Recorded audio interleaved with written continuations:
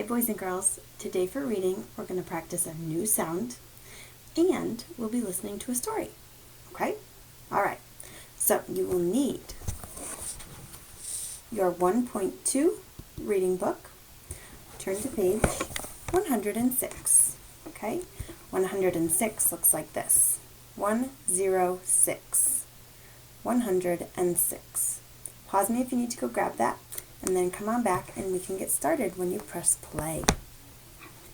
If you are all set, let's take a look at this picture we have. I'm going to read the first bullet point on the page. It says, find something that rhymes with nod.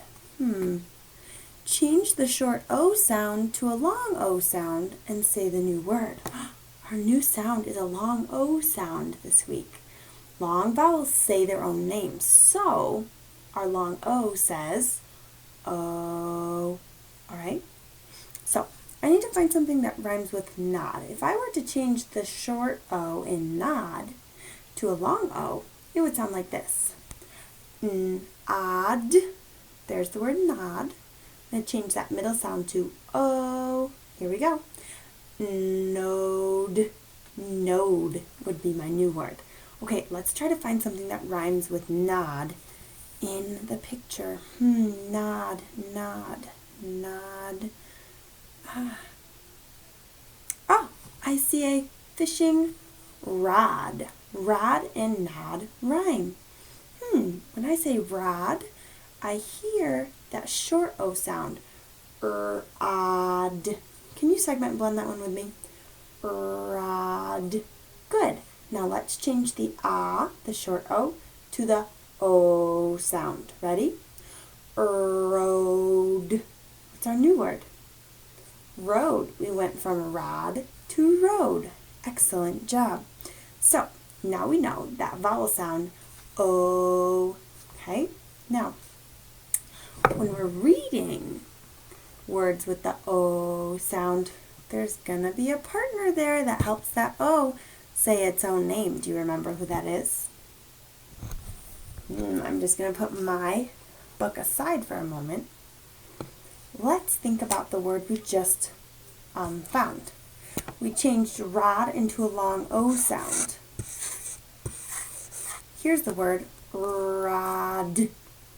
Okay, we changed it to road. Who's going to make that O say its own name? I can't just change it because I feel like it. Who makes that O say its own name? Aha, remember our friend the bossy E? He's still around and he's going to be around for a long time. This E tells the O, say your own name. You're going to be a long O today. And so our new word is road. Road. Good. Road. Road. All right. This is not like a road that you drive on. This is like the action word. I rode my bike to school. Good work. Let's take a peek at some other long O sounds and words back in our book. So I'm going to turn one page, and holy moly, I have a picture of a, what is that? Rope. Rope. Rope has the long O sound. Okay, now right away I see some blends in my words. Do you see some of these blends at the beginning? Now who's at the end of all of these words? It's that bossy E. So it's going to tell our O in every word to say, O. Can you say that sound? O. Nice job. Okay. Here we go. Let's get our reading fingers ready. Put it on the S. Let's segment and blend these words together. Here we go. Own. Stone. Next one is BR. Burr. Oak. Broke. Nice job. Next one is H. Here we go. Ope. Hope. Awesome. Do this one on your own. What'd you get? Mole. Mole. Good. And hole is our last one. Mole and hole, they rhyme. Awesome. Okay, let's take a peek at our sentences at the bottom here. Sentence number 1, let's whisper read it to ourselves over and over again until Mrs. Garrett says stop and we can read it together.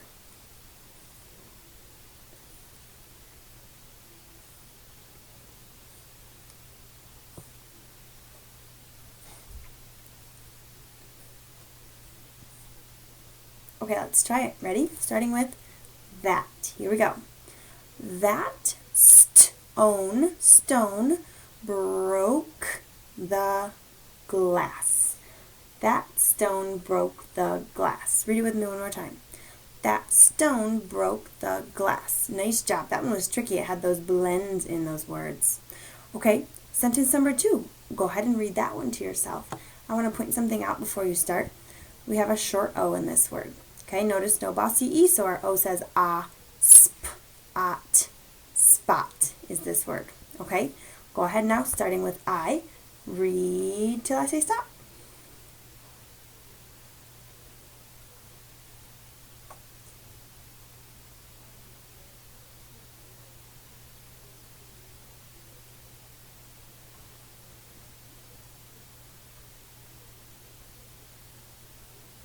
Stop.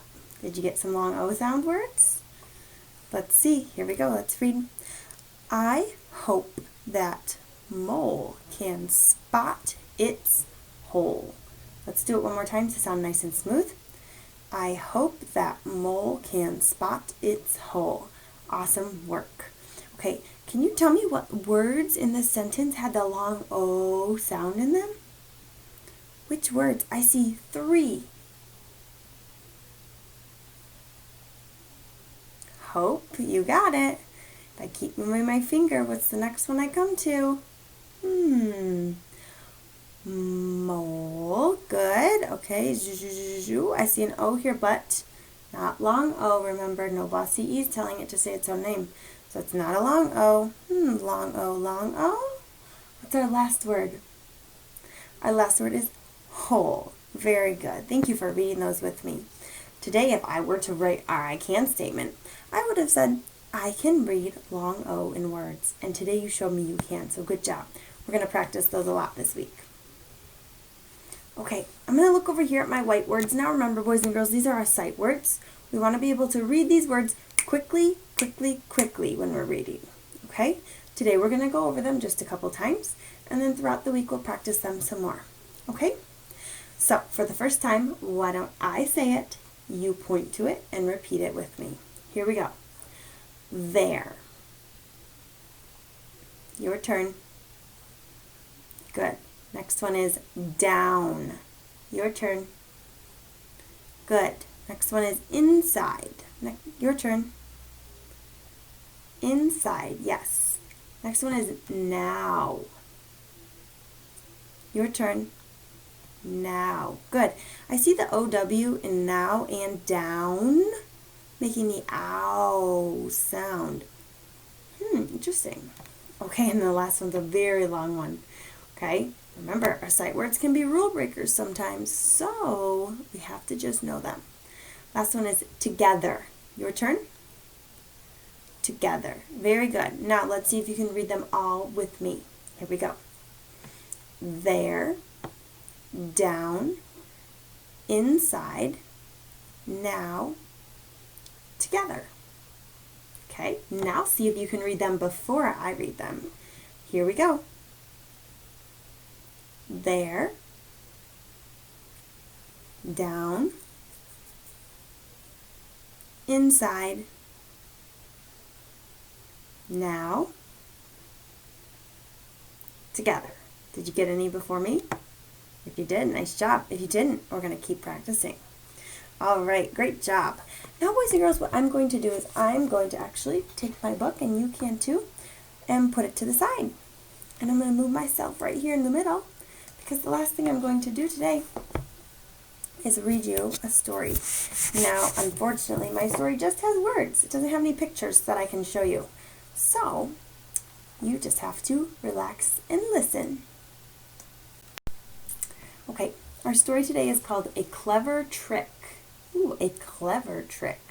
Clever is a fancy word for smart, maybe a little creative.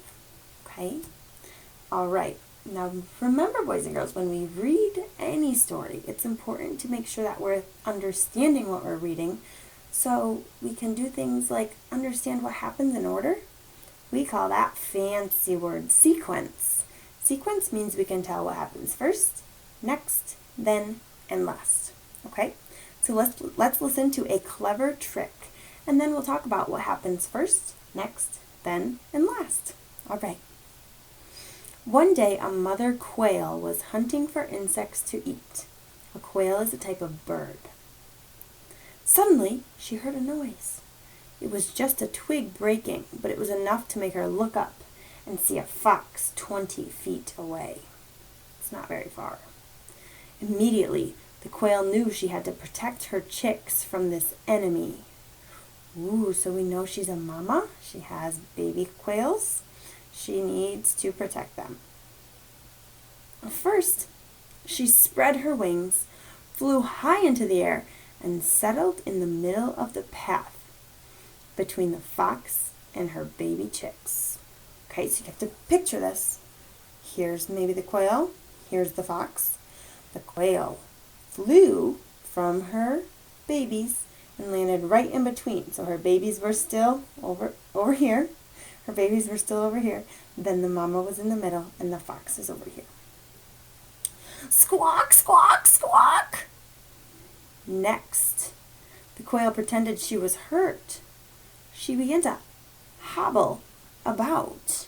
She kind of pretends to limp. The fox thought the quail might make a good meal. Since she was injured, he knew that he could easily catch her. The fox didn't know that the quail was only tricking him into thinking she was hurt. He didn't know that she wanted him to chase her so that he would not see the chicks. Clever, right? So the first thing she did to help her babies was she first put herself in between her chicks and the fox. Then she let out some big squawks. She started to pretend she was hurt because she knew the fox would find that intriguing. He would think that he could easily get her for a meal. It was a good trick to protect her chicks. The quail hobbled down the trail faster and faster. The fox ran after her, but the bird was always just a little faster. Last, when the quail was sure she had led the fox far away from her chicks, she flew up into the trees and disappeared. Fox can't fly, right? So he can't follow her. The hungry fox looked at the sky, wondering where the quail had gone. So, that quail is just a bird, a little bird compared to a fox, right? So she had to be extra smart to protect herself and her babies from that fox. Wow, so if we think about what the clever trick that this quail played was, I would want to retell it in order because it won't make sense if I tell it in the wrong order. So first I know she flew to put herself in between the fox and the chicks so that the fox couldn't see that there were any chicks there at all.